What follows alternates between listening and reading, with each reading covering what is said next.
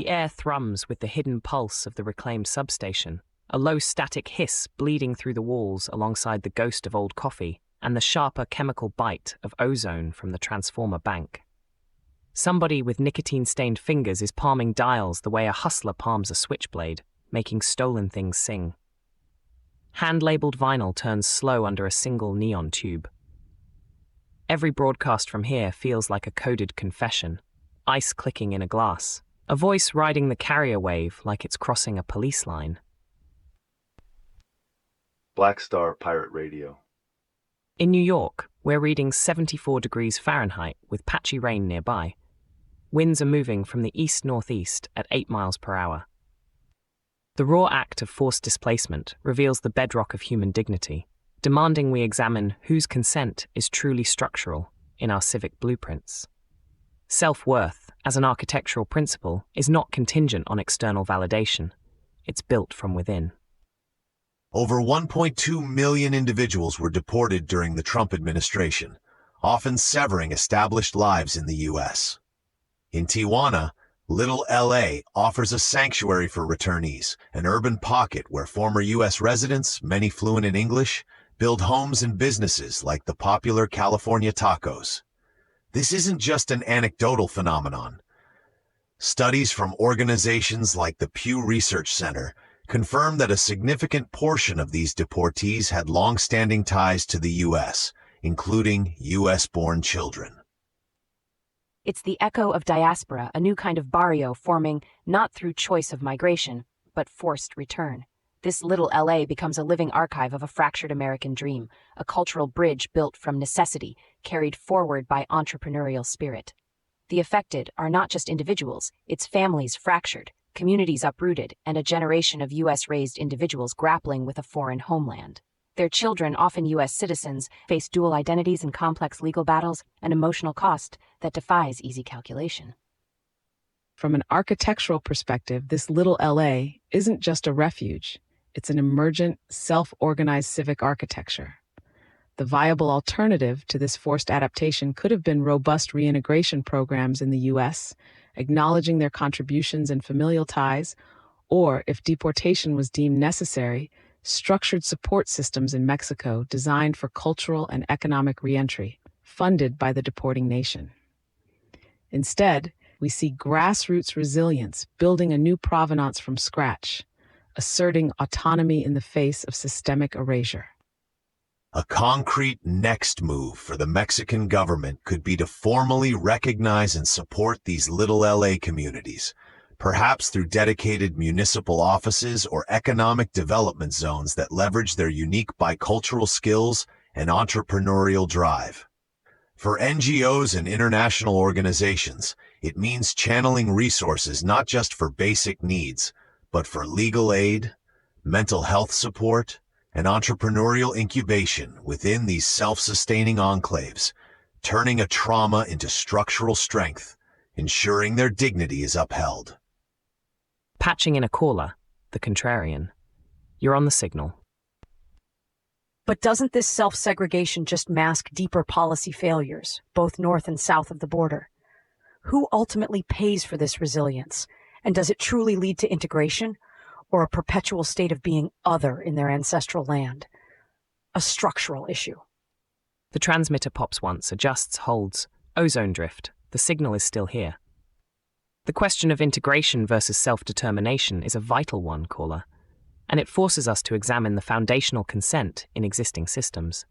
The cost is borne by those who rebuild their lives, often with little official support, demonstrating raw human autonomy. From this architectural signal of resilience, where self-worth becomes structural, we pivot to another clash of wills, this time across the Atlantic, a clash revealing how logic and emotion, when not integrated, create policy paralysis. When political will falters, the structural vectors of logic and emotion pull in opposite directions, revealing an inner conflict. This lack of integration can turn vital signals into toxic residue. Kemi Badenoch points to Labour's lack of enthusiasm for new North Sea oil and gas projects like Jackdaw and Rosebank, suggesting a policy paralysis. Jackdaw alone is projected to supply 6.5% of the UK's gas demand by 2025, while Rosebank, one of the largest undeveloped oil and gas fields in the North Sea, could produce 500 million barrels of oil equivalent. These projects represent significant, albeit carbon-intensive energy security assets, especially with volatile global energy markets and the ongoing war in Ukraine driving up prices. The current stance risks both immediate energy stability and long-term climate targets for the UK. This isn't just policy, it's a deep cultural fissure in the UK's identity. The legacy of industrial might clashing with the urgent call for ecological stewardship. The North Sea, once a symbol of resourcefulness, now a crucible for this tension.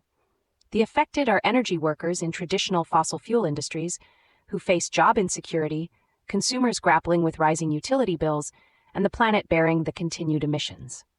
It's a national emotional struggle between economic pragmatism and environmental conscience, where no one feels their dignity is fully respected.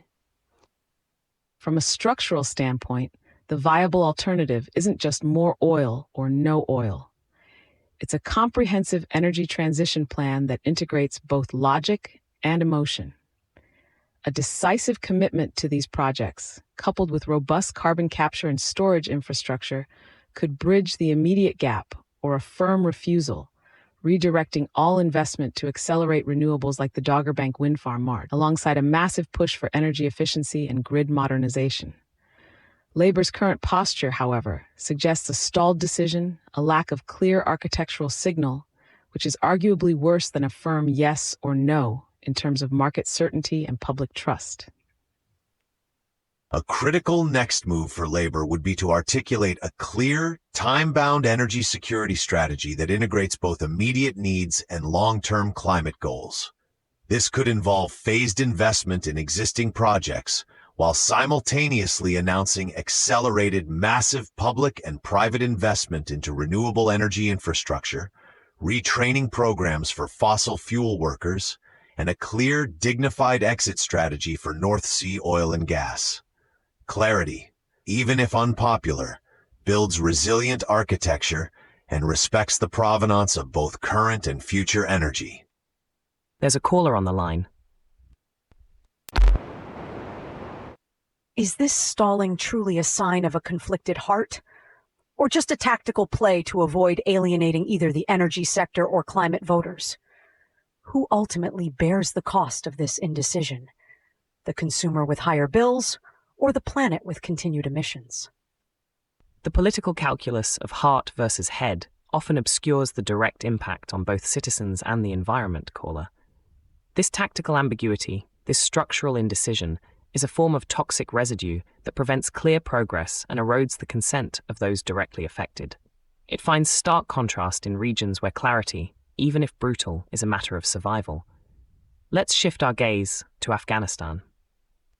The search for pragmatic stability can often mean legitimizing structures built on coercion rather than consent, blurring the line between architectural signal and toxic residue. Discernment is paramount. Despite ongoing human rights abuses, particularly against women and girls, countries like China, Pakistan, and Russia are deepening economic and diplomatic ties with the Taliban regime in Afghanistan. China, for instance, has signed a deal for oil extraction in the Amu Darya Basin, estimated to hold 87 million barrels of crude, and Pakistan recently elevated its diplomatic mission in Kabul. The UN itself noted 1,600 human rights violations in Afghanistan in just 1 year under Taliban rule. This engagement provides crucial economic lifelines and international standing to a regime that largely operates without the consent of its people, especially half of its population. The ghost of the Great Game still haunts Central Asia, and this new engagement is another chapter where geopolitical chess pieces move, often at the expense of local dignity. The silks of the Belt and Road now stretch into a land where women are veiled and their voices silenced, creating a chilling lineage for international relations. The affected are primarily the Afghan people, especially women and minority groups, whose fundamental rights are being systematically eroded. It's also the international community's moral compass, which risks being compromised by prioritizing strategic interests over universal human rights principles. From a principled architectural perspective, a clear, viable alternative would be a united international front maintaining strict isolation and sanctions until the Taliban demonstrates verifiable, measurable progress on human rights and inclusive governance, or a clearly defined, unified conditional engagement framework where every diplomatic or economic concession is directly tied to specific, irreversible human rights improvements, ensuring provenance. The current trend, however, is a piecemeal engagement, driven by individual national interests, which risks conferring de facto legitimacy without demanding a structural shift towards consent and dignity. A critical next move for nations and international bodies concerned about human rights would be to establish a coordinated monitoring mechanism to document and publicize abuses, ensuring that any engagement is transparent and accountable. Furthermore, supporting Afghan civil society, particularly women's groups in exile, and ensuring humanitarian aid directly reaches the populace without bolstering the regime becomes paramount. This requires sharp discernment to separate true humanitarian need from the regime's attempts to legitimize itself and build resilient inner and civic architectures. Signal coming in. Patching in a caller. Go ahead. Is this engagement truly about stability? Or is it a tacit acceptance of a brutal regime for strategic gain?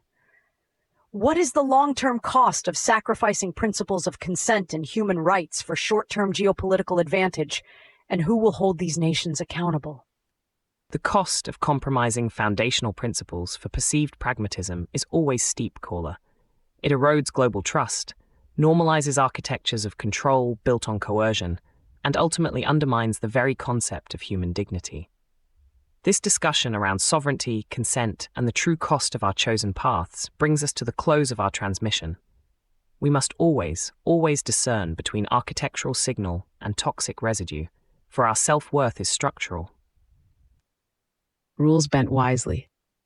Black Star Pirate Radio. Continue the signal at TogeeVision.com. Tune in, Sparks and Stories, Gig Passport.